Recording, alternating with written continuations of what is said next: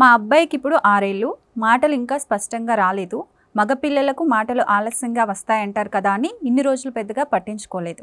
కానీ ఇప్పుడు స్కూల్లో వేసే వయసు వచ్చినా స్పష్టంగా మాట్లాడకపోవడం బాధ కలిగిస్తుంది. ఇంకెన్ని రోజులైతే వస్తాయంటారు? ఇది ఒక సమస్యేనా? దీనికి పరిష్కారం ఏంటి? చాలామంది కూడా మా దగ్గరికి కూడా వచ్చి ఇన్ని రోజులు మేము వెయిట్ చేశాము, దానికదే మాటలు వస్తాయని మేము ఆలస్యం చేశాము. లాస్ట్గా తెలుసుకున్నాం ఏంటంటే ఖచ్చితంగా డాక్టర్ని కలవాల్సిన పరిస్థితి వచ్చింది. స్కూల్లో వేస్తే మాటలు రాకుండా వాళ్ళని మేము తీసుకునే పరిస్థితి లేదు.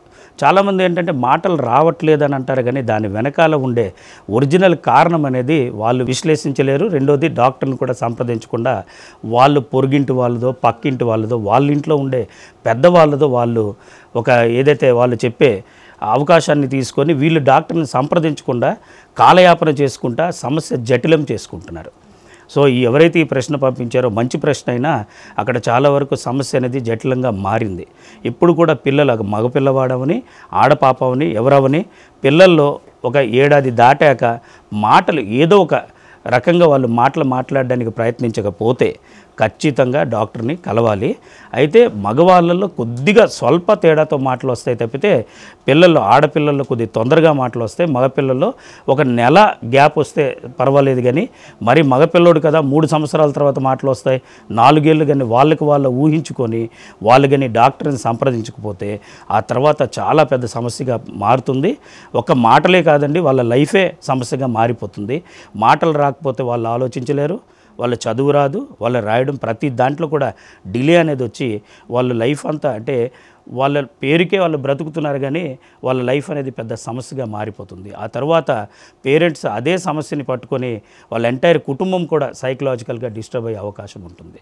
అందుకు ఖచ్చితంగా మాటలు ఒక 6 నెలల నుంచి ఏడాది లోపు చిన్నగా ఏదో బ్యాబ్లింగ్ అంటాము, అంటే వాళ్ళు చిన్న చిన్న సౌండ్స్ చేస్తారు, దానికి ఏం మీనింగ్ ఉండదు కానీ సౌండ్స్ చేస్తారు. మనం ఎప్పుడైతే మనం మాట్లాడడానికి వాళ్ళతో ప్రయత్నిస్తే వాళ్ళు కూడా మన మాటకి ప్రతిస్పందనగా వాళ్ళు కూడా సౌండ్స్ చేస్తారు. సో అటువంటిది ఏదీ లేకుండా వాడు సైగలు చేస్తున్నా, ఒకరు మాట్లాడుతుంటే పట్టించుకోకపోయినా, రెండోది మాటల మీద దృష్టి పెట్టకపోయినా, వాడు ఆడుకున్నా, ఇటువంటి ఏ సమస్య ఉన్నా, లేకపోతే అతిగా అల్లరి చేస్తున్నా, వస్తువులు పడేస్తున్నా, లేకపోతే వస్తువులు విసిరేస్తున్నా, ప్రతిదానికి చిరాకు పడుతున్నా, బట్టలు వేస్తున్నా, బట్టలు ఇప్పేస్తున్నా, ఇలాంటివి చాలా అనేకమైన సమస్యలు ఉన్నాయి. అవన్నీ ఎటువంటివి వాళ్ళు గమనించినా ఖచ్చితంగా డాక్టర్ని సంప్రదించాలి. సంప్రదించాక వాళ్ళ యొక్క అడ్వైజు సజెషన్ ప్రకారము వాళ్ళు ట్రీట్మెంట్ అవసరమా, లేకపోతే వాళ్ళ అడ్వైజ్ ప్రకారం వాళ్ళు కొన్నాళ్ళు అబ్జర్వ్ చేసి మళ్ళీ ఫాలోఅప్కి రావడం అనేది అక్కడ డిసైడ్ అనేది అవుతుంది.